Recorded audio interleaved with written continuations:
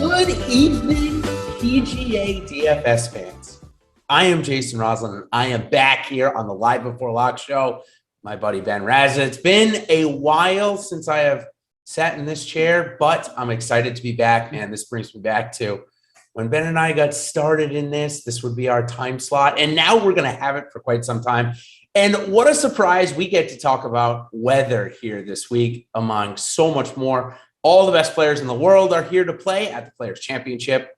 The show, obviously, sponsored by Yahoo Fantasy. This week, we'll tell you about a sweet deal with them coming up in just a little bit. But, Ben, I first want to get something out of the way. I want to talk about TPC Sawgrass for a minute, because with this weather that's coming in, the course is going to change quite a bit, and I've got a hot take. But first and foremost, is this your favorite golf course for a PGA Tour event, or do you have others that you like better?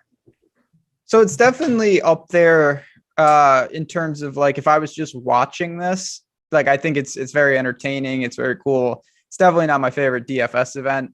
It's just not a good setup. There's a ton of variance. There's a lot of crazy things. We're going to work through it. Great prize pools, but there's nothing better to me than seeing these guys challenged with water. You know, no lead is safe. We saw this at PGA National a couple of weeks ago. Sawgrass is like that. So it's the strongest field in golf. It's one of the best weeks. That's undisputed.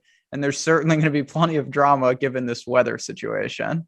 Yeah, there sure is. And one of the things that I'm excited to see this week, Justin Thomas was talking about it during his interview, that there's a possibility on Saturday. The 17th hole is going to be playing into a 25-mile-an-hour wind with like 60-degree temperatures. There's a possibility they may have to hit 7-iron into that green, 6-iron. There's going to be so many water balls and absolute carnage. We'll get into that in a little bit. Sawgrass, obviously, par 72, 7,200 yards. For me, it's got every element you'd want. All par fives reachable, drivable par fours, water lurking everywhere. It certainly creates a great element, so to speak, for the tournament. So let's go ahead and move on now to waves, weathers, and withdrawals. And obviously, we'll first start off with the withdrawals, get that out of the way. Kevin Na had a baby, has withdrawn. Harris English was never going to play, I guess, but he got printed in some of the fields. I saw him over on FanDuel, so make sure he's not in your lineup. And, of course, the most recent, Bryson DeChambeau, likely suspended. That's for another time, Ben. Maybe you and I could do a pod about that in of itself. He's not here. Now we'll go on to the waves and the weather. Now, here's the thing. You can look at 25 different weather outlets. Here's what we know. There's going to be storms the next 2 days. It's going to rain, and there's going to be stoppages. We can't control any of that. All we know is that there are some spots of pretty good weather. Thursday morning, Friday morning looks pretty decent. After that, though, it's pretty bad. So do we even worry about it when we're making our lineups? Is this just too hard to predict when they're actually going to play golf to actually get an advantage? So it's one of these things that you definitely need to worry about it, but that doesn't mean that there's a lot you can do with it.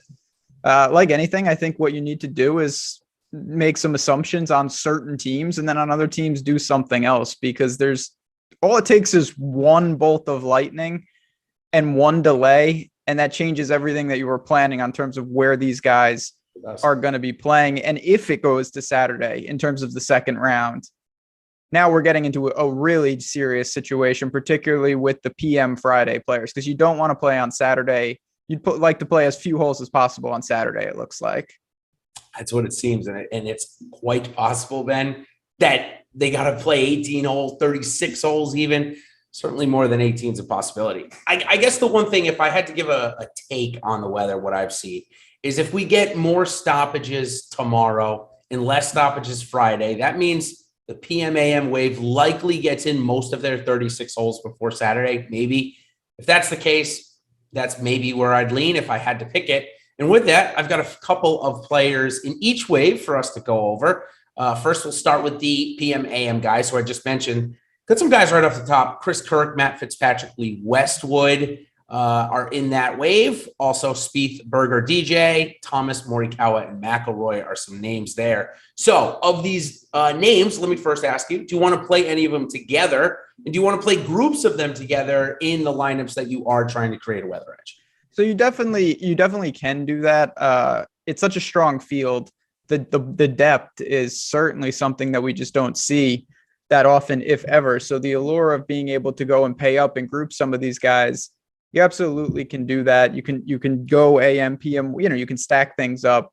So I'm really open to anything there. But when I was building, and I have built some, I was not, cost was not a problem. You can find playable guys at any price point very easily on every site, from Yahoo to DraftKings to FanDuel.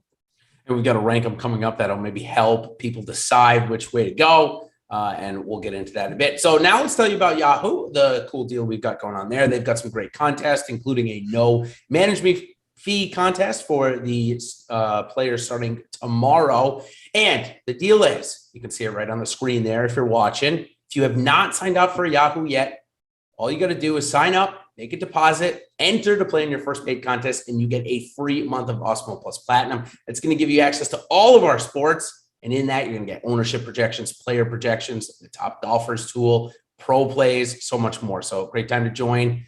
Go on over and sign up over on Yahoo today. All right, let's talk just a little bit more about the waves, Ben, the morning wave going out. So looks like it could be decent weather up until about 10 a.m. So we're going to get maybe 3 hours of golf tomorrow morning. Some of the guys that are going out early, Aaron Wise is one name. How about Jon Rahm, Patrick Cantlay, and Viktor Hovland? Does that interest you, number one, on trying to get these guys out early, maybe before this, or number two, maybe for a first-round lead, picking up some decent weather tomorrow morning? Yeah, definitely for a first-round leader. You can get out there and go low. Probably going to be raining and whatnot, but you can attack. It's just, of course, you do have to think about it. And again, the further you get away from Thursday morning, the more variance there is in the weather. But these are guys that are more likely to play on Saturday morning, their second round, than people from the PM AM. So I think you might see some of these names up there early, and then you might see some of these names crash and burn as we get closer. But there's no doubt you got to look at some of these pairings. I mean, Rahm, Cantlay, Hovland, that is a star-studded group. So let's just talk briefly about Patrick Cantlay here. One of the things that I have learned about him I've been following him for 5 or 6 years now pretty intently. He does struggle in adverse conditions. So maybe there's not a metric that'll tell us exactly when these guys struggle and don't struggle, but this is more of a litmus eye test here for me. So if I could come to you and say, hey, Ben, pretty sure Patrick Cantlay doesn't do well in windy and adverse conditions, are you apt to fade him this week just based off knowing we know he's going to play, and we know he's going to play in bad weather? So I think it's more, that's part of it, but there's just so many guys up top. You have to make some very difficult decisions. There's going to be world-class players that I know can win the Players' Championship that I just am not playing. And it's not because I don't think they're good. It's just I prefer other guys, and that's the tools, the ownership, and all the things we're projecting here on the site. So Patrick Cantlay for me got squeezed. I think, the adverse weather could hurt him, but I also just think at that price point, I prefer going a little north of him or just straight punting and saving some money in the nines. Yep. All right, let's go into the rank 'em section here. It's a fun little segment that you and Eric have been working on, and we are going to adapt here into this one as well. We're going to start off with the 10K, and I've got 3 names. I'm going to skip Jon Rahm here because I think he's the best play on the slate still. I don't care about the weather conditions. I think he's still going to win the event, so I'll abstain from him. You can give me your thoughts on Rahm if you want. But the 3 that I want to talk to you about is Morikawa, Thomas, and McIlroy. Okay, all 3 of those guys, maybe their pricing is a little different, but all within $400 or $500. How do you rank them and why? So they're all playing together, which is great. So we don't have to worry about that. 3 elite plays. I rank them JT 1, Rory 2, Morikawa 3. If it gets crazy, now you could take it both sides, because if it's just a throw and darts contest, Morikawa is better than both of them at that. But on the other side, if it's around the green and putting, even though Morikawa's putter's been good lately, I don't trust it nearly as much. Even as JT's, who's is not good, Rory's would be the best. I like Justin Thomas, though. I think he checks most of the boxes I want. Quietly playing really good. He's the defending champ. I'm going to be pretty heavy on JT this week. Yeah, me as well. It's either Rahm or JT that's probably going to fill that first spot in my big lineup this week. Looks like, JT maybe has a little bit of the edge for me right now, but we'll see as that comes. For me, ranking him, listen, Colin Morikawa, maybe the one area that he hasn't proved to us yet, because he hasn't had to face it, is these type of conditions. I mean, the weather for the most part, since he's joined the PGA Tour, has been pretty fantastic. We have dealt with very little weather delays or anything like that. So I'd be interested to see how Morikawa plays in the win this week. For me, I'll tell you about a time that I know Justin Thomas was the first round leader or in the top 5 at the Open Championship on Thursday, and then came back out Friday afternoon, ended up missing the cut because it got very windy. Now, that was certainly 5 years ago now at this point. So JT has probably learned how to play in the wind. For me, ranking him, I'd probably be the exact same as you right now. As you know, I'm typically high on Morikawa, but his game revolves around being able to throw darts, right? I think you and I both know that about him by now. I don't know that you're really going to be able to do that with the conditions we're going to see. So I'm okay with going to JT and going to Rory here. All right, let's go to our 9s. This is going to be a really tough one here. Xander Schauffele, Patrick Cantlay, and Scotty Scheffler playing the best golf of anybody in the world. 9,200, maybe one of the highest owned golfers on the slate as well. So be interesting to see where you go with these 3 guys. Yeah, this one's tougher for me. I'm going to go Xander 1. And I think it's just a product. Again, we're not just factoring in, you have to factor in ownership. You have to factor in a lot of things when you're doing these. I think Xander potentially, even though I've said this a million times in my life and it never happens, could be slightly lower owned than he normally is. Normally, Xander at these type of events is like the most popular play. That is not going to happen this week. I'm going to go him 1. I'm going to go Scheffler 2 and Cantlay 3, mostly because you're getting a $700 discount, and Scheffler's just playing out of his mind. Clearly, he can play in tough conditions, but to me, Xander would be the one I'd want of the 3. Yeah, we're 6 for 6 right now. That's exactly how I have him ranked. Okay. Again, Cantlay's my guy, but I'm going to make him show me that he can play in these type of conditions before I get burned by him again. You look at his Open Championship record where we've seen most of the win conditions, and it's the worst out of any 4 majors. He's on back-to-back miscuts here, so maybe there's just something about the course. Throwing the conditions is just not me for Cantlay this week. I do like Xander a lot, and Scotty Scheffler. I mean, he fits in between because I like him a little bit more than Cantlay there. The chat brings up another guy in the 9K that has come out in the last couple of days, and if you watched coverage last week, you certainly saw Matsuyama Hideki rubbing his neck and kind of doing the whole, stretching it out thing. He talked to the Japanese media today and mentioned that it's not 100%, and he's trying to get it to 100% before the Masters. So kind of looking past this week in terms of the injury, does that knock him down a few pegs for you? 9,600. It's not like you're getting a discount in price with the proposed injury. So it definitely is something, kind of like the weather. It could be nothing could happen. He could hit 2 shots and double bogey and quit. Like, there's that extra variance. If you told me there's one player who's going to withdraw during the tournament, I think your most likely answer would be Decky, because he might have this. But am I deterred from playing him? I'm not. He was going to be the guy that I picked to win the tournament. I bet him already. I've cooled on it a little. I'm not jamming him because I think it's just a little too risky. So just another wrinkle of it. I love the setup for Decky. If he's okay, I think this is a tremendous spot for him, but we just don't know how serious this really is. Yeah, agreed. I think it's probably at least worth noting, and probably why the chat brought up, that he did mention it to the media. And he wasn't really probed about it either. So it's not nothing. I certainly like the transparency, but on that same note, Patrick Cantlay was asked, and this is the first time I've ever heard a player been asked this question. I thought it was great. The reporter asked Cantlay, should there be an injury report in golf? And Cantlay said, basically he said no, because at what point do the golfers report minor injuries that are nothing, but they have to because it's an injury report, and now they're answering questions about it 6 months later and they don't want to do that. That's what Cantlay was basically saying. I'm not really sure where I side. Do we want Hideki if the neck injury is only like a 10% injury? Do we want to know that? Well, maybe, I guess. If the injury is big enough to put him on some, pain medication, who knows? It could end up playing better for all we know. So there's always that. I don't want to be weary of the injured golfer. Speaking of injured golfer, in our next little rank him here, got Louis Oosthuizen, who's been known to withdraw a couple of times. Sung J M and Joaquin Niemann, all President's Cup teammates, all playing pretty good golf. Lewis Tasman, we haven't seen that much. 30 and 14th in his only 2 starts this season, but he's gaining strokes everywhere you'd want him to. Did lose on the approaches, Ben, at the Honda. I think that was just a product of being a little rusty. He hasn't played a lot of golf. So do you like the week off in between for him to bounce back there? And where do you rank these 3 guys? Yeah, the other thing at the Honda, your numbers get screwed up because when you make mistakes, they're big mistakes. You're in the water. And Louis had like 3 or 4 doubles or worse. So I don't read a ton into that. Louis would be 1. Im would be 2. Niemann would be 3. I'm a huge fan of Niemann. If you think, and I don't think this is impossible, everyone's talking about, oh my God, this is going to be brutal. I think there's also a chance that it's like comically easy.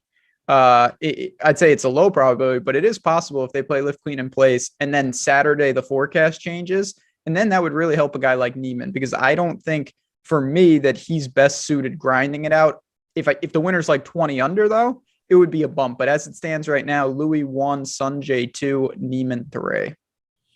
So I think one of the things with Sung Jae that we saw last year is we saw a lot of consistency. I think we're getting a lot of volatility when we get his best. He's in the top 10. He's in the top 5. He's got a chance. But when he's not playing well, he's not grinding as much as we'd like. Honda Classic, it seemed like he gave up there after a couple of early bogeys and, really blew that cut. So I think I'm going to move Niemann up above him. I think he's playing a little better, but I agree. If Louis doesn't withdraw, I think he's there this week. I think he's got to be as part of the player pool. He really just hasn't let you down in over a year, especially at this price. We're not paying $10K for him. We're paying $8,700. So really like Louis there. Okay, excuse me. 8K range number 2, we got Adam Scott. This is the lower 8Ks. Adam Scott, Billy Horschel, and Shane Lowry. Boy, Lowry has been getting talked up a ton over these last 24 hours since the weather report came out. And then, of course, we've got Adam Scott, who's got some of the best course history here. And Billy Horschel, this guy is playing some great golf, considers himself a grinder. So if you're going to see it going that way, does Horschel get a leg up, or are you still going to go with the other 2 guys, Scott and Lowry? So it is tricky. Billy Ho, to his credit, has been playing phenomenal. He's got, he seems to love Florida. His putter is great. Everything is working. I still think, though, he's more towards his premium price than these other guys right now, but it's close. And he's also going to be pretty popular. We have him north of 15% right now. Lowry would be 1 for me. Scott would be 2. Billy Ho would be 3, but I do want to clarify, at least of the rankings we've done from top to bottom, this one is the closest for me. Like if you told me you have Horschel first, I don't think it would be that different, but if I had to rank him, he would be the 3rd of the 3. Got it. Want to thank St. Stephen there for the super chat. Did I miss a question there, or just a nice no? Okay, cool. Just good people. Thank you. Good people. Appreciate that. Appreciate all you guys coming in tonight. Make sure you like and subscribe here to our channel. We've had a plethora of awesome content for the players. Of course, we've got the Masters coming up in less than a month. We'll have some amazing content for that as well. Best way to get notified about it, subscribe to our channel here. Also, subscribe to our new Odds Shopper channel. Both Ben and I were on that earlier today, or it should be yesterday, actually, I should say, doing a betting show. So check that out. All right. Let's go on to another rankum here. Love this. This is going to be called the low owned one. So I know we're doing 3 names.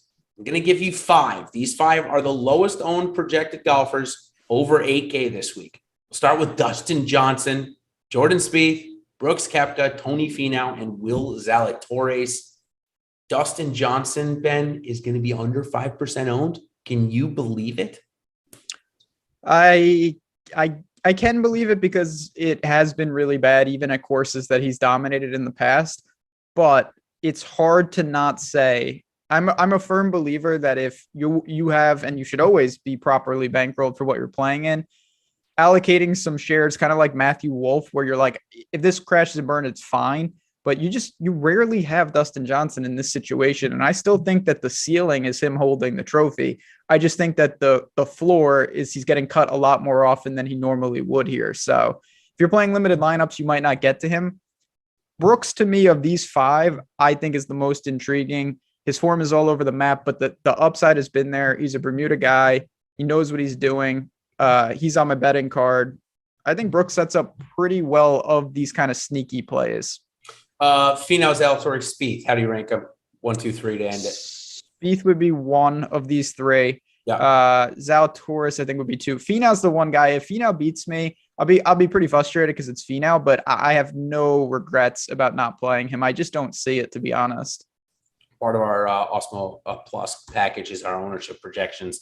And I have to tell you this one on Tony Finau. The first run came out at 2.8%.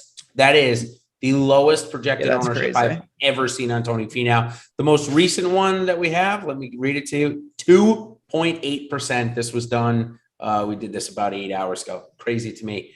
I got to have at least 8% of Finau knowing that. I mean, I know his form is terrible, but if there's ever a tournament for him to just pop up and all of a sudden, be something again, it's going to be one of the, the players or another major here. I said another major. It's not a major, but maybe someday it will be.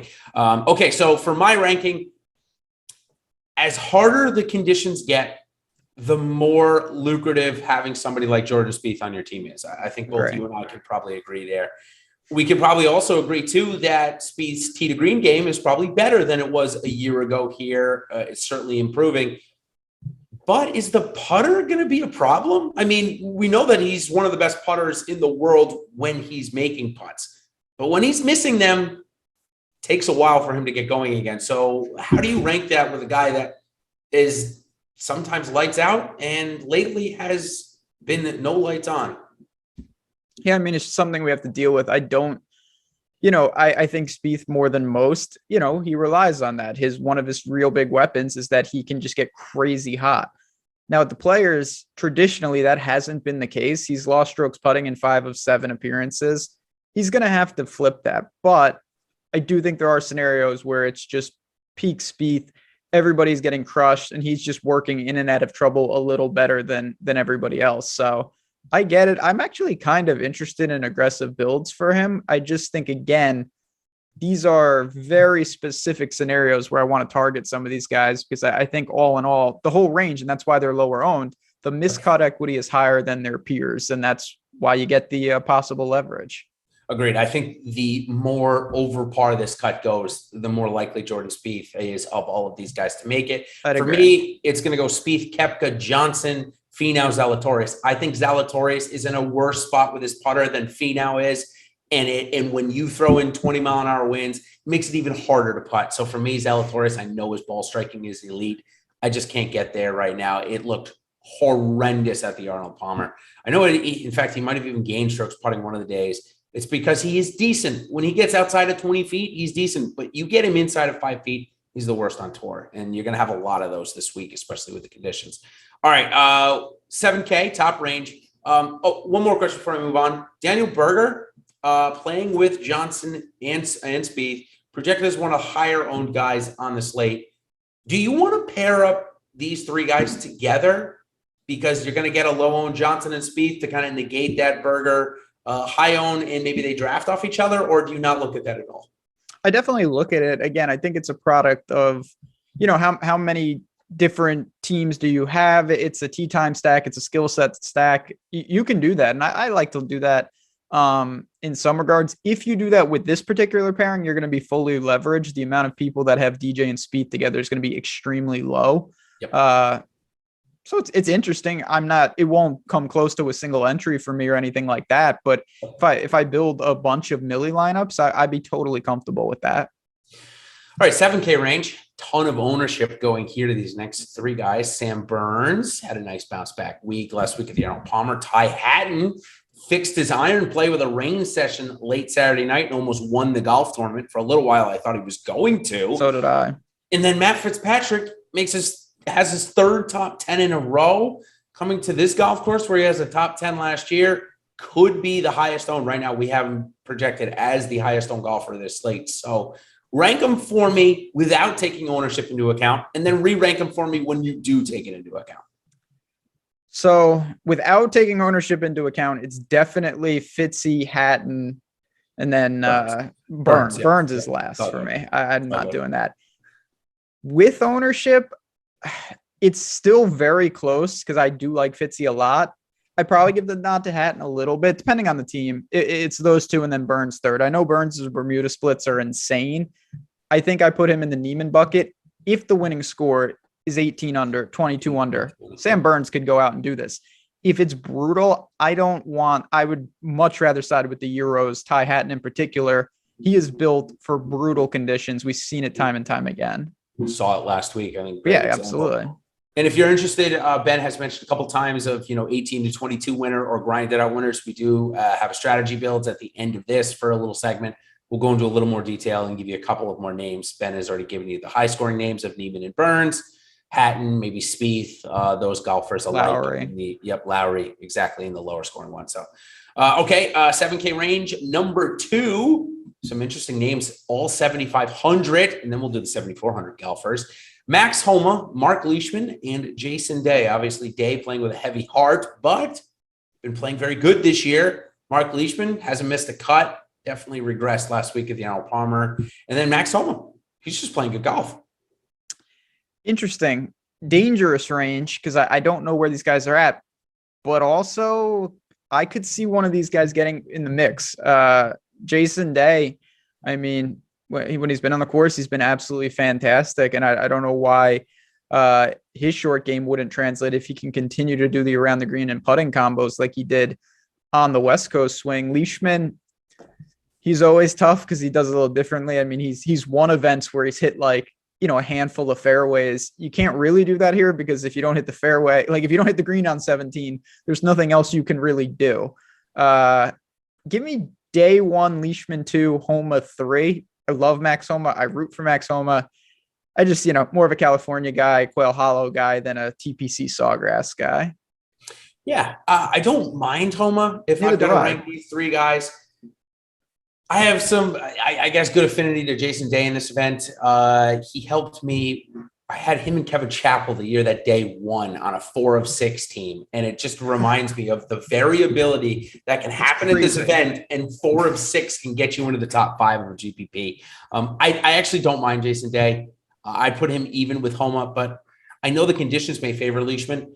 I just think he's played a little bit out of his range. But at 7,500, I'm at least interested. Still, Homa, Day, Leishman for me is what I'm going to stick to. All right, now it's the 7.4 golfers. There are 5 of them, all priced at the same thing, all in play this week. I think this might be the toughest ranking we're going to have. So Paul Casey, Russell Henley, Sergio Garcia, Tommy Fleetwood, and Gary Woodland. All players that can make a case for, certainly to be much higher priced. Gary Woodland possibly could have won each of the last 2 weeks, Ben, and blew it on 17 last week and then 18 the week before. So how are you playing these golfers at 7.4 this week? How are you ranking them? Yeah, so one thing I'm really stunned about, and we'll see. I thought when the pricing came out that Paul Casey would be the most popular play on the slate, number 1 most popular, and that looks like that's not going to happen. I think he's still going to be pretty popular in some fields, but it doesn't look like nosebleed is at all. For that reason, I'm going to put him first. If he's not crazy owned, I like Paul Casey. I think he's going to be just fine. Okay. I'm going to go Europeans. Casey 1, Fleetwood 2, Sergio 3, Henley 4, Woodland 5. But I totally agree. It's very, A, it's aggressive what I just did, but B, almost interchangeable. Gary Woodland, he's been there. I mean, he let it slip away a little bit, but he also got himself into contention with an amazing eagle and then he doubled. But I'm going to stick with my kind of formula here. I'm going to go with the Europeans over the Americans. Okay. That's tough, though. I'm not going to lie. That is really tough. I think it's the toughest one yet. So I'm going to talk about Sergio first. I watched him last week at the Arnold Palmer, and he ended up slipping through the cut there. He had a good Friday, played his typical golf. He actually, to me, I don't know, he seemed like he was maybe in a little bit of pain. I don't know. It just didn't seem like he was hitting as crisp of shots as I'm used to seeing with Sergio. A lot of ones offline. I don't know. I know he's made like 15 cuts in a row here or something crazy like that. And, one of them's a win, of course. I'm going to put him at the lowest one, though. I'm not convinced on him. Okay. So we're going to move up. I'm going to go with Russell Henley, number 1. Really? Okay. Yeah. So here's what I like about it. We know that he's really bad off the tee, right? We know that he doesn't hit the ball a long way, nor does he hit more fairways than the average. At least that's what his stats say. Last week, however, he hit just shy of 70% of his fairways. And I think that this week, with the conditions that are expected, more people are going to miss more fairways. So that I don't think Russell Henley is going to miss any more fairways with the expected conditions than he would already. We know he's very good around the green. We know he's elite with his irons, and he's gotten good with his putter. Maybe not great, maybe not where we want him to, but 7,400 for Russell Henley. I think he's going to be my first click out of these golfers. I want to click Woodland second. I just don't know if we're at a point where his best form is back and it's going to stay, or we're going to run out of a little bit of energy given the fact that we haven't played good golf in 3 years and all of a sudden we had 2 back-to-back top fives. So he's probably the most question I have of these guys of what to do with. Tommy Fleetwood shaved his beard and all of a sudden made the cut. Maybe that's all he needed to do, but you cannot recognize the guy. So I don't know. Maybe he bumps it down. Casey is fine. So we'll go Henley, Casey, Woodland, Fleetwood, Garcia for me. That's how I'm going to rank him. Yeah. I mean, again, I think for this is where, to me, you got to go to secondary things because all these guys make sense in certain capacities. Like if you're stacking a tee time, some of them are eliminated because they're not in the right draw. If you're stacking a skill set, some of them are eliminated because they're not the right skill set. If you're stacking a difficulty level, some of them are eliminated. That's the way I'd go about it. Cause like I have Henley fourth. I also want to play him on certain teams. Like it's that close with some of these. And we have seen him play well at majors, right? I believe, I think it was the US Open. He held in there. At Torrey Pines. He was in there through 36 holes. I know obviously didn't finish there, but I've seen him, or we've seen him, I should say, play pretty well in tough conditions. So, Russ Henley would be my top pick. All right, last rank them. It's going to be 3. These are going to be the 3 highest owned golfers. I don't think I missed any of left that we have not talked about. It's Corey Connors, Siwoo Kim, and Taylor Gooch. Siwoo Kim, obviously, with some great course history here with a win, the youngest players champion ever. Taylor Gooch had another chance last week. Maybe kind of gave a few back there on Sunday. Still, I liked him sticking into it. I think he got a better position out of shooting 40 on the front 9, ended up back, bouncing back on the back 9, not bad. And Corey Connors, just couldn't make anything on Sunday, but another quality outing where he lost over 4 strikes putting and still was there. So how do you rank these 3 guys? So again, I think that certain tournaments, Taylor Gooch is going to be really popular. I think he's going to be popular cash play, and he should be. But even in single entry 3 max, there it gets a little tougher. But just taking that aside, I'd go Gooch 1, Connors 2, Siwoo 3. I don't even know where Poulter's at. But yeah, I think for me, Gooch and Connors is where I want to go. I just don't want to run into chalk Taylor Gooch. If I think that's going to be a case in a certain tournament, I'm going to look to pivot because I'm not sold on it, but he does make sense. He checks a lot of boxes. Yeah, it looks like our chat is mixed between, I would say, Gooch and Connors look like they're taking the early lead. Siwoo Kim a little bit there. Here's how I'd rank him. Corey Connors, number 1. I think that he is tailor-made for really any conditions at this golf course. Also, when he's been priced below 7,500 in a millionaire maker contest, he ends up on that optimal or winning lineup more times than any other golfer in the last 7 or 8 millionaire maker contests. So I don't know if that's just, how it ends up being, or if Corey Connors just is a quality DFS scorer where if he gets into the top 20 of an event, he's likely inside of the top 10 of scoring. So I like Connors there for that reason. Siwoo Kim would be my GPP pick. And Taylor Gooch would be my cash pick for the next 2. So however you want to rank them based off of that. I mean, I'd probably, I guess, go Gooch Kim if I had to. But again, specific contest, millionaire maker, I'm likely picking Siwoo Kim. And cash, I'm likely picking Gooch. So, okay. I think that'll do it there for our rank 'em, Ben. And we've got a couple more golfers we're going to talk about here in our Make the Cut segment. This is where we can get as egregious chat as you would like to get. If you just want to know if Ben and I think a certain golfer is going to make the cut, hit us up in chat and we will get to it right away. We'll start off with Keegan Bradley, who is the ultimate grinder. I'm going to guess you're going to say throw him on that team with Shane Lowry, Jordan Spieth, and the alike, and go from there, and that he's going to play all 4 days. Maybe. I'm just guessing. Yeah, I like Keegan. I think that in certain conditions, his ability to not make any putts is masked because no one's really doing anything. And he is great at just hitting it. Not that he's a good putter, but he's able to hit it to 25 feet and get up and down from there at a good enough rate. And that's great when no one's flag hunting, making birdies. So Keegan's abilities off the tee with the ball striking is just so much better than the rest of the 6K range. Yeah, I like Keegan Bradley to make the cut, and so does our chat. Looks like a 71-21 range there. So, okay, I'm seeing JT Poston, Adam Hadwin, Aaron Wise names. We will certainly get to those. Let's go to Aaron Wise. Let's start with him. 6,600 this week. If you look at his year-long stats, he's gaining strokes in all 4 categories. One of only 12 or 13 golfers in the field this year to do that. Now, I may have taken the stats before on Palmer Invitational where he did lose over 4 strokes, so that might have changed the averages. I'm not sure. I just didn't want to look because it would change my narrative here. However, Ben, Aaron Wise has looked better recently. The missed cut a couple of weeks ago was on the numbers. So does he make the cut this week? Better. Yeah, he's going to make the cut. 17th at API.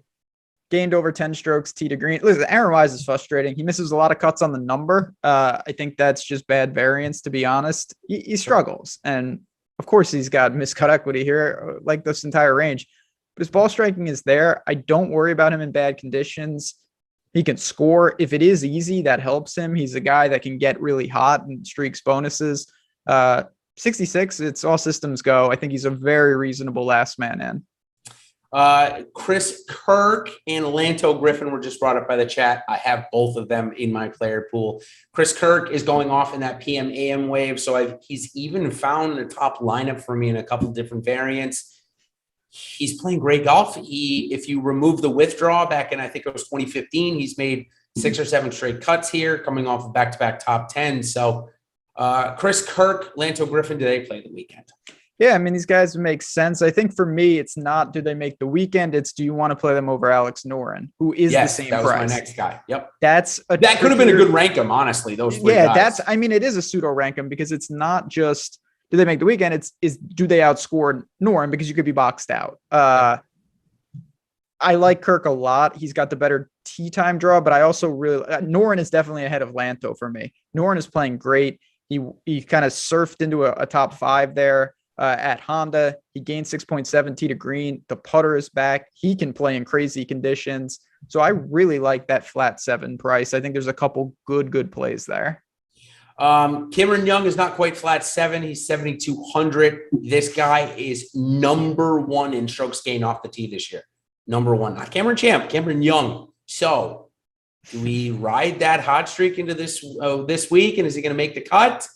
And by the way, for me, it's Kirk, Noren, Griffin, same as you. Just want to make that clear. I'm the same kind of rank. Well, you have Noren above Kirk, right? It's real close. But yes, I do. Noren is in the morning and Kirk is in the afternoon. If that helps anything, yeah. If you're building specific lineups, that might be the reason you choose. Cameron Young, just saw chat make, and he is 7,200. So we'll go back up the salary real quick. I've been playing Cameron Young, and it's been great. Guy's really, really good. I'm going to cash, maybe it's just, I don't want to press my luck. I'm not going to play him. I think he's going to get clipped here. It's not because of anything that he's done wrong. I just think if his off the tee game is even somewhat mitigated, his irons around the green are nothing special so far. They're not glaringly weak, but I have a feeling this might test some different facets of his game. And I'm not sure he can mask it just with the driver in this place. 2 putting extraordinaires, Brian Harman and Mackenzie Hughes. Do they see the weekend? I think that they do. I know I've got a lot of guys going through, but I actually like these. Again, these are the type of players I think they're going to be benefited by some of these wacky conditions because they can really save a lot of putts. They can work out of trouble. They're not long off the tee. Lift clean in place would help these guys. Definitely. I think they're both going to get through. So a lot of punt options there. Sebastian Munoz and Adam Hadwin, chat loves both of those names, and they want to know if they're going to make the weekend. For me, Harman does make the weekend, just going back. Mackenzie Hughes, not playing as great. I still think he probably slips through. Munoz, too variable for me. The guy is already volatile and throwing these conditions I'm out on. Adam Hadwin, he's been playing fine. I think, he probably ends up in, top 50 or 45, somewhere in that range. Yeah, I'm mostly in line with that. I think the biggest difference for me, and I'm not disagreeing that he's high variance, I think that Sebastian Munoz has a real chance here if things break his way in terms of the things that you can't control. I mean, he's been striping it. He's been tee to green, 9.7, 8.9, 4.4. He's lost strokes putting in 5 straight, but he's also been inside the top 40 in 4 straight. So that's not affecting his finishes right now. I think if we can get him going, I think Sebastian Munoz is another solid punt play. I am playing him. I wish he was in the PMAM. He is not. He's going to have to deal with some really tough conditions potentially. Yep, for sure. Alex Hahn, friend of the show, wants to know Mito. Attack Chef wants to know if you're still on Bo Hostler. And my buddy Joe Laporo wants to know if Joel Damon is in play. So 3 names there for you. So I'm okay with Hostler if you're in a jam. Okay. I'm not playing Mito. I just have named a lot of guys, and I'm this is not anything that these guys do wrong. I'm of the narrative though, like if I haven't seen them play in something crazy, I tend to wait and see what happens more so than play. And I have not seen really Mito do this too often with what they're going to get. Who was the last guy? Oh, Bucket Hat Man. Yeah, Bucket Hat Man. Yep. I don't know what to do with him. I'll be honest. I'm kind of indifferent. I think if you have a player pool big enough, he's worthwhile, but his shares will probably be absorbed by some of the guys that we've talked about. So I don't have a strong take on Joel Damon. I root for him, but I don't see myself getting there at 67. I'm kind of in there. I'll probably have somewhere in between 3 and 5%. I got to be honest there. I think an interesting name, a guy that actually could have maybe won last week if things got really haywire. You and I, when we were talking quickly at the back 9 on Sunday, I was like, hey man, Lucas Herbert is sitting there at 2 under. Is he going to win the golf tournament? He almost did, Ben. It's crazy. Do we play him here this week? 6,600. Australian, clearly likes bad conditions. I mean, I think he's in play. I mean, he's another one. I know we keep saying the same thing, or at least I do, but these guys in Europe, like if you don't watch the European Tour golf, I turn it on sometimes. It's just tornado. Like they play in crazy situations all the time. They're in Kenya or Sweden, all these weird locations. They have to deal with adverse conditions. Lucas Herbert has got experience and he surged up the board. Now, the problem though, is that he gained, I don't think I've ever seen this. He gained 6 strokes around the green and 8.5 strokes putting. So that's just absurd. Oh man. But I do think his portfolio, his type of player profile is what you'd want. I just don't know if he's the guy that I actually want. All right. Last 3 names down here. Brandon Grace, Doug Gim, and JT Poston. If we have time at the end, which we may, I'll get to some of the other names I saw in the chat, but I saw JT Poston brought up quite a few times. Oh, and Chad also wants to know if John Rahm is going to make the cut. They say it sounds funny, but a serious question. Yeah, he'll be there. He'll be quite all right. But I will say there's going to be big names that do miss this cut. Yeah, always is. No doubt about it. Every single year without fail. So let's see. JT Poston for me is the toughest only because he satisfies a very intoxicating price point. He's 6.1 and he has been good here in past couple years. So I get that. I don't think his play on the surface makes a ton of sense, but there's just nobody at 6,100 that's better than him. So I get it. And that's really where I'm at with him. I'm perfectly in line. I don't know what to do. Grace, I'm not playing Gim. I don't think it's the right spot for him. Brandon Grace, I guess I could be on board with it, but I'm just not sure. I'm keeping it pretty tight this week. So I'd rather play Bo Hostler, and that's good enough for me.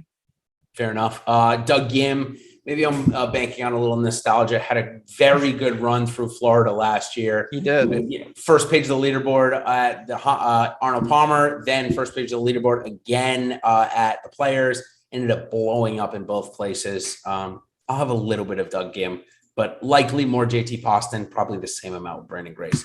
All right, let's turn over to our betting card. And as we already mentioned, we did a video yesterday for our Odds Shopper channel. And of course, check that channel out for more betting and great tips. So for me this week, while Chad is asking me if John Rahm is going to make the cut, he dang well better because I've got him the best odds that I could find of him. I saw 13-1 on FanDuel this morning. That's pretty great. Again, Jon Rahm has had some of the best ball striking stats in the entire world this year, and his short game is not nearly as bad as it's been recently. It's way better than that. I think we see that tick up this week. So I love backing him here. Jordan Spieth, 11-1 top 5 on DraftKings. He's basically priced with guys that are 70-200 for their top 5. So I don't think he's going to win. I don't think he's in winning form, but I like those top 5 odds quite a bit. Aaron Wise, top 40 plus 200. No hole in one on 17 this year. There's no chance. Don't think so. It's only minus 360, Ben. I thought it'd be like minus 1,000, to be honest with you. Corey Connors, here's one for you. Corey Connors, best rest of world plus 1,400. So that is just outside of Europe and America. So you're going to get like Hideki Matsuyama, Sungjae Im are kind of the leaders there. And one fun one I thought I'd throw out at you. This is offered on DraftKings. You ready for this, Ben? Jordan Spieth, Daniel Berger, and Brooks Koepka, all in the top 10, 150-1 on DraftKings. Thought that was really cool. They're offering some top 10 and top 20 parlays that they're just allowing me to click. Kind of like that market. We only get this stuff for the players, so thought I'd throw that out there. There are a lot of really fun. And again, if you're into that type of stuff, if you're looking for that content, OddsChecker, YouTube, me, Jason, the whole team, and get into I know a lot of you guys are in Discord. We have a great community in there, a lot of premium betting content that you won't find on these shows. Alex, the whole team, giving picks. And if you have questions, you have a bet, you say, hey, what do you think about this guy? We're happy to answer it. I'm going to point out Sebastian Munoz once again. Top 10, I see 16-1 out there. That's just too high. This guy can get in the mix, even top 20, 6-1 for nice. Munoz. I'm okay with that if the putter cooperates. I mean, there's a couple guys out there in the actual outright market that I am tempted to splash on. I think Brooks is a very good price. We talked about that. I've already bet Decky. I'd be lying if I said I wasn't somewhat interested in like Fleetwood. He's 80-1. Sergio is around 100-1. I don't think these guys are going to end up on the card per se, but I want to ask you one name. You could bring it to DFS or betting. What are you doing with Peters? Because I really want to know what your head's at, because he's potentially on some of my lineups. Oh, man, Tommy Peters. What a guy last week. Guy's nuts. Ended up moving up the board over the weekend during tough conditions, though. Went out on Saturday morning, shot even par, moved up about 30 positions. I think he played decent again on Sunday. So here's the thing with Peters. He's the most volatile golfer without the conditions. Now, Ben, the question becomes, do the conditions rein him in because he's not going to hit a 390-yard drive the wrong way because the wind will blow it back? Or do we get a knee club smash or smack or break because they just get to him like we saw at the Open Championship a few years ago? I'm hoping we see the latter because I think it's just great. I love seeing Thomas Peters go off. But at the same time, I love seeing him play well too. And at 6,300, I would be lying to you if I said he wasn't in my most aggressive lineups in the Millionaire Maker. He definitely is. He's one of the names that I think you can click down there and say, if this guy is playing his best, he could be top 10 in this field. I think that the crazy conditions help him. I really do, because you mentioned it. He blows up seemingly no matter what at times. And I think in some ways it forces him, when he makes mistakes, it's a little easier. Maybe I'm reading too much into this, but to me, it's a lot easier to not beat yourself up over a double when everybody's making doubles. But he does that, he makes a triple bogey when everyone else, there are no triple bogeys out there, and he implodes. But in something like this, you hit a ball in the water, it's not that big of a deal. Like, you're probably going to do that once or twice, even if you're up at the top. So to me, Peters at 63, his miscut equity, he could run out of clubs or balls. So he's got the double threat of how he could be disqualified. But if he doesn't do that, the guy's an elite scorer and an elite talent. So I'm intrigued by Thomas Peters. He is 180-1 to win the event. That's probably a bridge too far, but Peters is a dangerous man at 6,300. All right. So our buddy Brian in our chat just asked about Showdown. That's actually a perfect place to play Thomas Peters. Great place to play. Very sharp call. You want to go round one. I think it's great. Even round two, we don't have to worry about missing the cut. He's going to make a couple of birdies. It's where if I end up playing round 2 quite a bit, which I normally do, he'll definitely have quite a bit of shares for me. Round 1, I don't play as many lineups, but he's going to be on the couple that I do end up playing. So, all right. I think that covers our betting card. Ben, you want to go over a couple of the lineup bills and then we'll give our hot takes? Let's do it. All right. So lineup bills. Let's give everybody 4 on each side. So we're going to do if the winning score is -18 to -22. I think you've probably given your top 2, but let's give our top 4 each if it's a very high scoring event because it's lift, clean, in place, and we end up getting good weather on the weekend, which certainly could happen. So Rory up top, he would be my priority. I like Rory in these things. He can dismantle courses. Mm-hmm. There's no doubt about it. That's where I would be more prone to play a guy like Neiman. I think, again, these guys who are aggressive I'm bumping off the tee, clearly, if this happens. I'd look to him. Homa would be a guy in the mid-range. Again, very talented driver of the ball. And Wise. I think that Wise would be better suited if it's crazy easy, or it's just nothing outrageous out there. Okay. I think you actually nailed it with Rory. I think what I would do there is I'd add in Morikawa. I'd probably go Rory Morikawa here. If we thought it was going to be 18 to 22, I think that would then suggest that the greens are relatively soft, even though they have the sub-air things, which any of you that were, playing the drinking game, there we go. I said it. So go ahead and take a shot of the sub-air system. It will definitely keep them relatively dry, but they'll still be soft with the amount of rain that's coming in. So if it ends up being high scoring, Morikawa, McIlroy would be 1-2 there for me. Oh man. Oh Jesus, we go down a little bit. I think maybe Brian Harman. See, he can putt, so maybe you could use him on either way. Let me take Brian Harman out, though, actually. Not everyone has to fit into one. There's a lot of guys where I'm like, they could thrive in easy or tough conditions or high or low scores. Not everybody. All right, so let's go. We got Rory and Morikawa. Let's click Sam Burns next. I think it's 7,900. That's a good one. Probably best suited for that type of realm.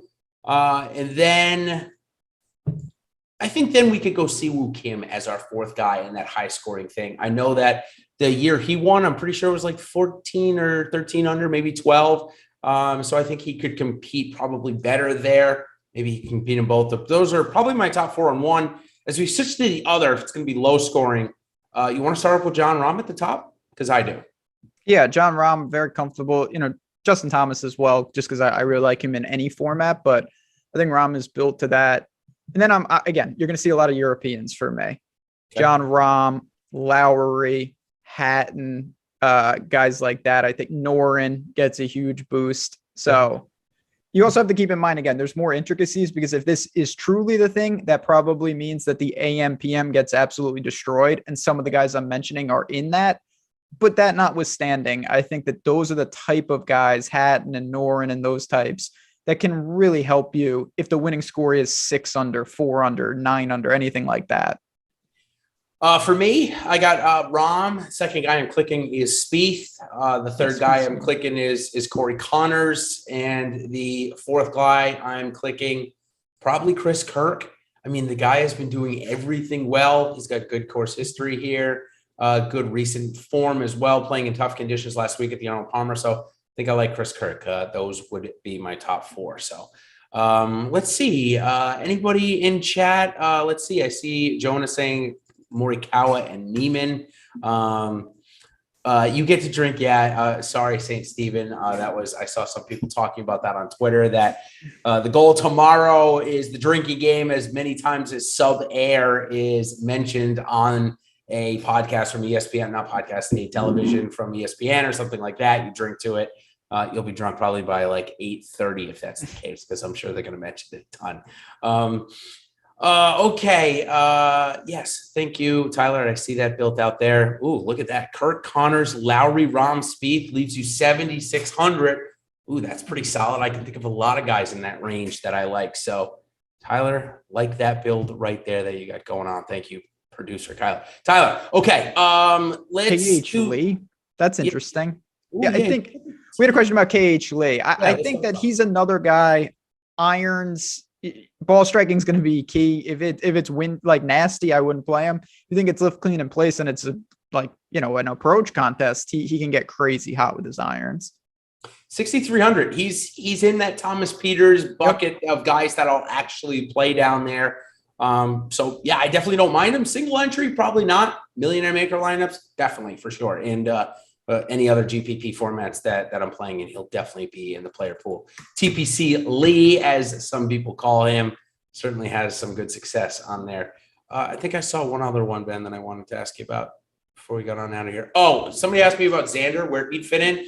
I don't think I have a preferential winning score for Xander. I think he can get it done on either side, depending on where the score. I like Xander this week. It just depends on which way I go about it. If it's Spieth and Berger or Xander and Lowry, that's kind of the decision for me this week on the main lineup. All right, hot takes. Let's go ahead and give the hot takes. All right, hot takes. So I don't have Ricky because he's not in the tournament. That makes it more difficult for me. I'm going to go with a guy that nobody's talking about, and it's probably warranted given how he's playing. But if you're just thinking of a guy who I think, and he was damn close to having one of these under his belt, Kevin Kisner is a name nobody's going to play. And again, it's not a get it done. The form is not really there, but Kevin Kisner is absolutely built for what the players demands on a typical year. And he lost to Ricky, I believe. And if you want to comp this to things like RSM to Wyndham, well, he's excelled at all of those places. If his putter stays hot, and it's always hot, if he can just hold it together off the tee, which has really been the struggle, I think if you want a crazy dark horse off the wall type play, Kevin Kisner, look to him in the betting market. You're going to get huge odds. Maybe you sprinkle him on a team or two. I wouldn't be stunned to see him get hot with the putter and actually play pretty well. Kevin Kisner, that's a name. I love it. Keep an eye on Kisner this week. He did almost get it done that year. I remember that. Good stuff. Okay. I got a two-parter that ends up being a four-parter. All right. So stick with me. All right. I'll give you the first one. First one is, if we don't finish round 2 by Friday afternoon, and we've got to finish most of round 2 on Saturday, I think we are going to have a single-digit winner. I'm not going to say over par. We're going to have a single-digit under par winner. Possibly, yeah, I'm a little chicken for that. I will go out and say I don't think the winning score will be better than 7 under. Okay, that's pretty good. All right, here's my non-chicken one. I got Jon Rahm going out tomorrow morning, posting the best score of the wave, sitting on that lead all the way until Saturday, basically afternoon, when he finishes the second round, squeaking through the 36-hole lead and keeping it the entire week. We just saw our first wire-to-wire winner in quite some time.